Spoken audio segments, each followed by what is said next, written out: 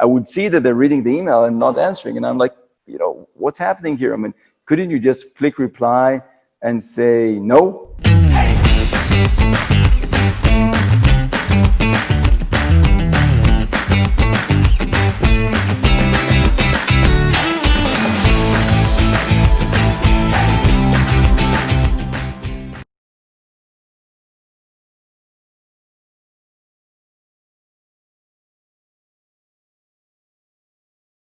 Gigi, Levy, Weiss, thank you so much for joining me on 20-Minute Leaders. It's so great to have you. Thanks for having me. Where are you calling from? From Israel right now? I'm in Israel in a small place called Rishpon, which is just outside of Tel Aviv, next to the beach. Yep, can't complain. Wonderful, wonderful, amazing. Gigi, you're one of the most prominent investors in Israel, and I'm going to allow myself not to be humble at this point. You can be humble later on. From an amazing time as CEO of 888 Holdings to an incredible angel investor, family man, board of directors of some incredible nonprofits that are doing some really noteworthy work in Israel and abroad. I'd love to spend these 20 minutes just to, pick your brain on who are you and how do you find these incredible opportunities? How do you go about investing in a seed stage company in people rather than, just look at matrix and ideas? Can you just give me a little bit of a start about what's your biggest passion and what really motivates you? Wow. So I think there's, at the end of the day, I think that what I really enjoy doing is working with amazing people. I'm a people's person, and not working with people is difficult for me. And so whatever I do, when I founded companies, when I was a CEO, when I was in the military, it was always in roles that I could surround myself with amazing people. And I think that when I left my last CEO position, which was, 9-10 years ago, and I started thinking what I want to do with the rest of my time, and I was just about to take another CEO position, but what occurred to me is that what I really liked about being the CEO was working with people on product, on strategy, on solving issues, and what I really didn't like is working on how many vacation days people are getting and who's getting a salary raise or not, and doing all these other things, including investor relations, because the last job was a public company, and I really didn't like that. And so I said, maybe I can find a job that has only the things that I like without the things I don't like. And basically investing in early stage startups is just that. It is the perfect combination for me because I spend, as long as the founders want me to, I spend time with them on everything that I love and everywhere where I can bring value. And, thank God I'm still close to being operational enough to be able to bring some value. But I don't deal with the everyday company management. I love that. So you're a very active investor. You form a partnership with your founders, and you enjoy working with them beyond just the noticeable check size that you provide them. So I think that I've invested over the years. As an angel, I invested in more than 120 companies over many years. Yeah, over many years, over 16 years now. I started when I was still having a day job, and this was like a hobby, like everybody else does. And so 120 companies, and then we've had an accelerator for a period of time, so that was another 80, and then in the fund we invested in like more than 40. And so I've touched many entrepreneurs, and I think that my biggest pride is that I think that all of them, other than really a handful, are people that I would invest in again, are people that I enjoyed working with, and are people that are really amazing individuals that ended up being also friends. And so one of the biggest difference in we're a fund that's been set up by 3 founders, Pete, James, and me, and I think one of the biggest differences between us and other funds, or not, there are also other great funds. One of the biggest differences is that we remember what being a founder is like, and you'd never hear us say things like my company. Like when I talk about a company where I invested in, we don't think that by giving the company money, it became our company. We're lucky to be able to join the journey of entrepreneurs and help as much as we can, hopefully. But that doesn't make it our company. And that doesn't make it in any way, it doesn't give us the right to think that because we gave money, we call the shots. It is the founder's company. The founders are in the trenches. They're the ones not sleeping at night. There's the one working 27 hours a day. We're just joining the ride and trying to help as much as we can. And so, yes, we have a very deep partnership with the founders. Many times people ask me, do you insist to be on the board? And I say, look, I don't insist on being on the board, but I do insist on being the last meeting before the board. Meaning I want to be that person that is on the side of the founders, close to the founders, so that before they decide how they present things, they come to me and say, what do you think? And that's the kind of relationship we have with the founders we invest in. And just to give a bit of context, in another interview, I saw that you mentioned that you're seeing, about 2,000 deals a year. Out of those, you have invested in a specific year in about 7. So you really do pick the founders that you get to work with, and it's not just writing a check to any nice person that comes by the door. But it's more than that. I think you also mentioned something along the lines of when we look at an opportunity, we look at 70% the people, 20% the field, and 10% the idea. Talk to me about that. What does that mean, 70% of the people? So the first thing, I think that what people need to understand is that the earlier you invest, the more weight you give to the people, right? If you're investing in a growth round where the company is already making $50 million revenues and you can see the churn and you can see exactly, then at the end of the day, clearly you also want to be in love with the founding team and the management team. But in a way, a company that sells $50 million, maybe there's another CEO that can also do the job if the founder decides to leave or something. So you're basically putting a lot of focus on the product, on the numbers, on what's really working and not working. And then there's, of course, a bit to the people, or less to the people. If you go pre-seed, if you go all the way to the beginning, when you invest in a bunch of people, sometimes 1 or 2 people with the deck, sometimes there's not even a deck, sometimes the deck is horrible. When you invest in them, then most of the weight you're putting is on the people. And when I tried to quantify it, I looked back. So I was asked this question first time, I think like 6 or 7 years ago. And so I said, could I try to create an algorithm that basically tells me what to do? And I'll get back to this in a second because we have created this. And I tried to understand what was my guiding lines. And so the reality is that I say it's 70% to the people because that's the most important thing at seed stage, 20% to the field, and 10% to the idea. However, there's a bunch of disclaimers around it. The first disclaimer is that there are fields that I don't invest in. And so while it's only 20%, it's binary. So, yes, the field impacts, if it's one of the fields I invest in, I give 20%. But if it's, for example, semiconductors that we don't invest in, then clearly that's binary. Yep. Similarly, with the idea is if it's the right team in the right field, I really don't care about the idea too much because that's going to change a gazillion times. Next week. Yep. However, if the idea is really bad, that kind of impacts my analysis of the team, right?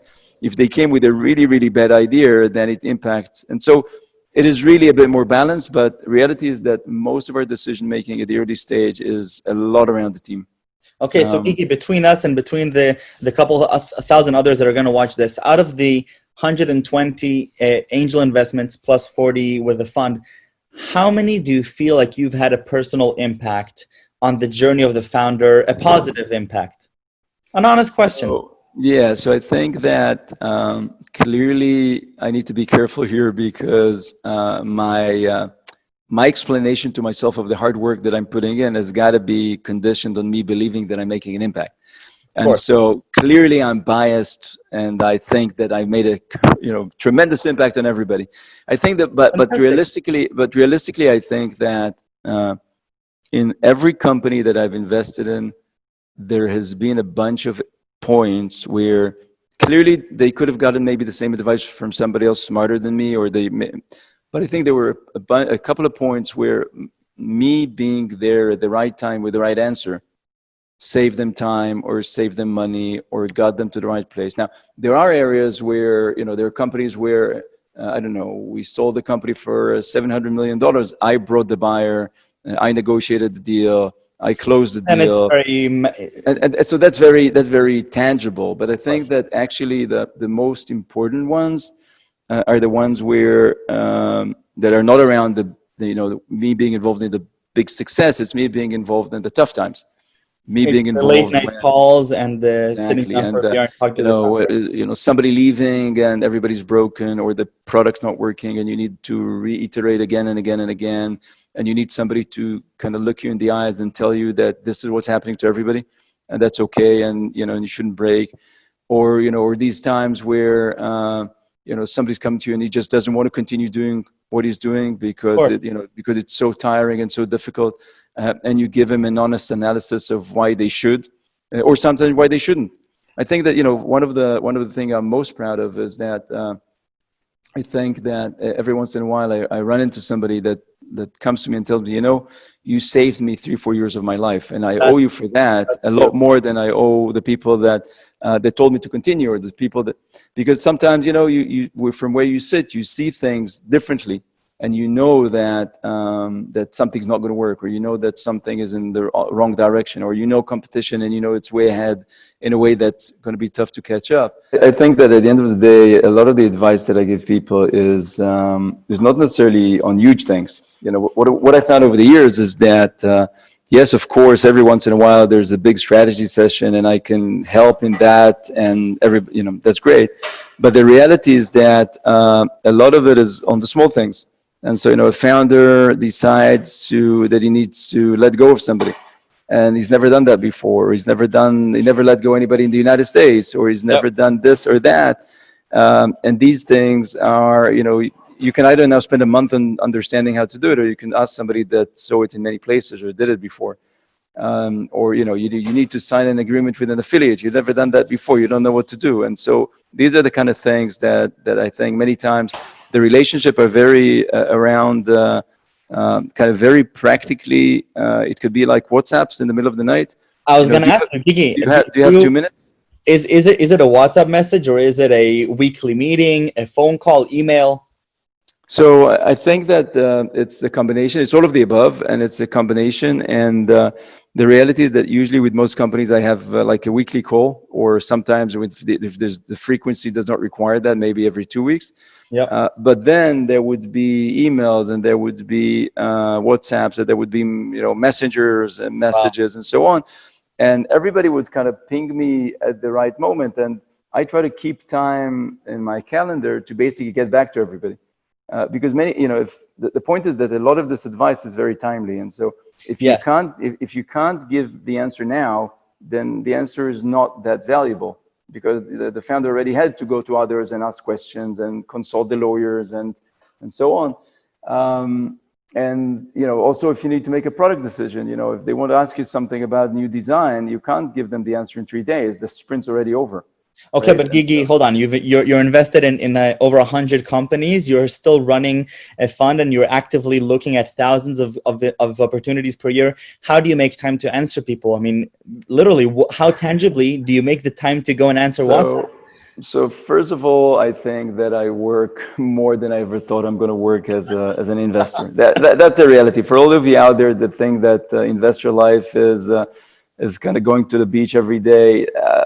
You may have the option to go to the beach every day because theoretically nobody tells you what to do, but factually that doesn't happen. And it'll take them about 5 years to realize that you haven't done much. Yeah, exactly. And so I work more than I ever did. That's one thing. The second thing is that I'm a very, very, very efficient and effective time manager.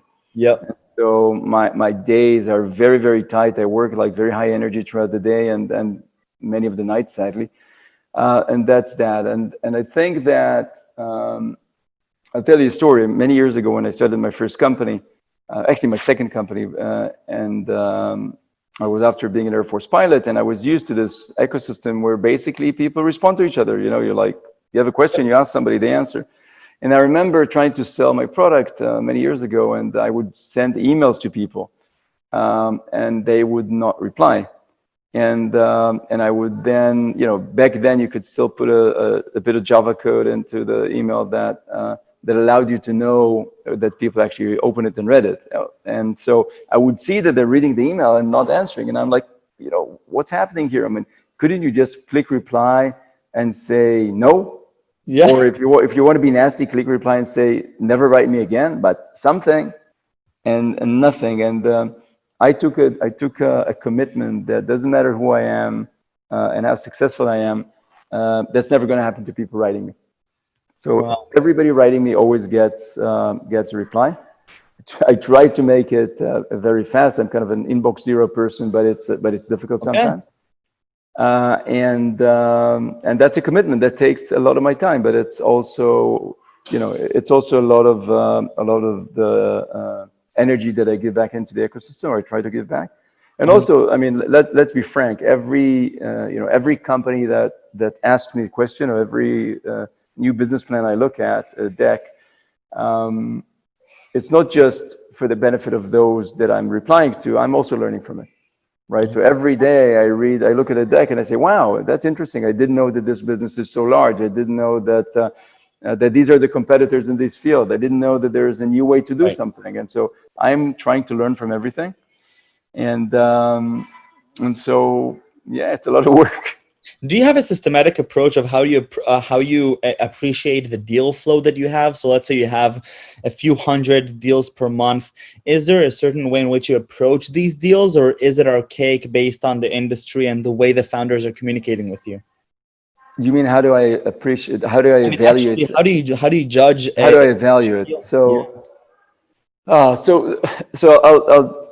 there's basically two things. The first thing is that for years now, what I'm doing is that I'm reading everything, and then I start what I call the email ping pong, which is basically playing email table tennis with the founders and asking questions. These questions basically, they save me time from having meetings, but they also allow me to see how good the founders deal with hard questions. Are these binary questions of will they make it sort of to the next round for a meeting or not? Or are these more... None of them are questions that, like, there's no cheat sheet that people are sending around. Gigi is asking you these questions. But it's, I am looking and I'm saying, okay, it could be around competition, could be around product, could be around team, could be around anything else. And basically what I'm seeing is not just what they say, but also how they say it. Right. And how fast they say it. And how do they take criticism? And how do they take doubt? And how do they take the harder questions that indicate that I'm maybe not as impressed as they would like me to be? Yeah. And you'd be shocked how much you can find out from these things. And so, and if somebody, I mean, let's face the reality. If somebody sends me a deck and I send him a few questions and it takes him now 4 or 5 days to get back to me, and he doesn't have a good answer, like, sorry, I was in military service or something, then, I mean, if he takes 4 or 5 days to get back to me, how long would it take him to get back to a customer? Exactly. How long would it take him to get back to a candidate? How long would it take him to get back to another investor? Right. And so in the seed round, you're also thinking about the future rounds and how can you get more partners. Exactly. So I learned a lot from that. Then, so from every 10 companies that I get, there would be probably like 4 or 5 that are either in fields that I totally don't invest in, or competing with something that I'm already investing in. So let's say that half of them I can disqualify very quickly. Then there's going to be around another 3 that will be disqualified in the ping pong once I understand the business better and I see. And then for every 10, there's like 2 that I end up meeting. Okay. And being that I'm getting around probably, I don't know, almost 10 every day, every work day, then that ends up being around, I don't know, 30, 40 meetings a month that usually end up being less than 1 investment a month. So it's a pretty crazy flow. That's pretty crazy. Yeah. Iggy, in just a minute or two, because we're almost out of time, and I'm so sad about it.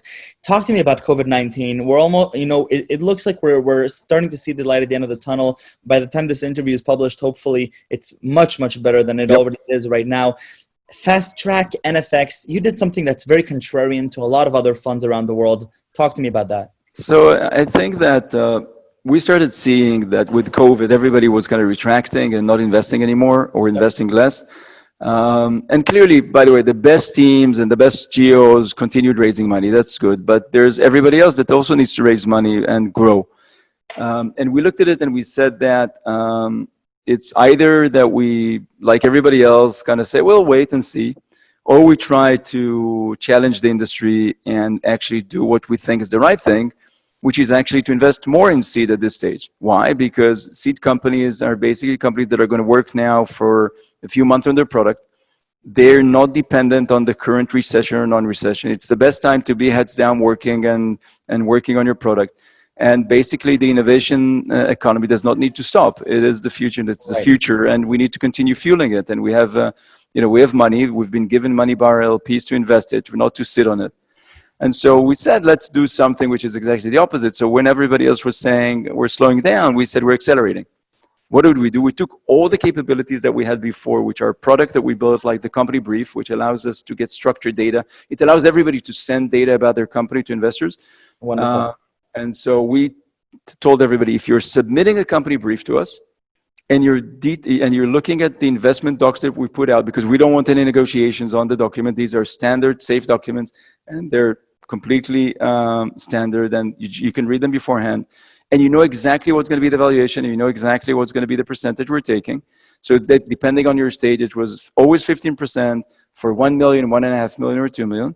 Then we promise initial feedback in 3 days and a decision in 9 days. Wow. And we're not saying exactly how much we got, but I can tell you that it's in the thousands. Wow. And I can tell you, and I can tell you that basically we're lucky to have built a very robust system, technological system that basically helps us digest everything. And so every deal that comes in is being ranked by our algorithms. It doesn't mean that we never say no without a human watching it. So, you know, this is not an automated business. This is a decision support system more than anything else.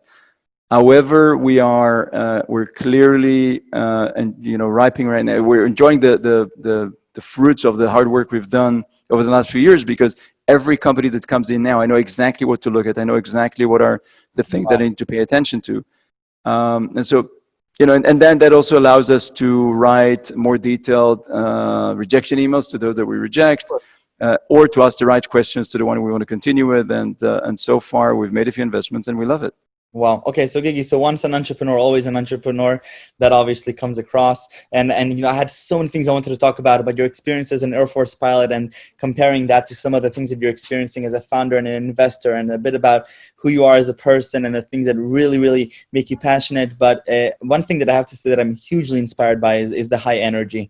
And that's something that I'm trying to practice myself, and trying to learn how can I bring the highest energy to my work ethic and to the meetings that I hold, and to really maximize the time that I'm working with people and providing value, and knowing to put myself away from the position where I don't add value, which is, I think, often one of the hardest things. You know, at the end of the day, a lot of it is about being truthful to yourself. You know, what many people do is that they take something upon themselves, or they're in a meeting or something, and they're not giving everything.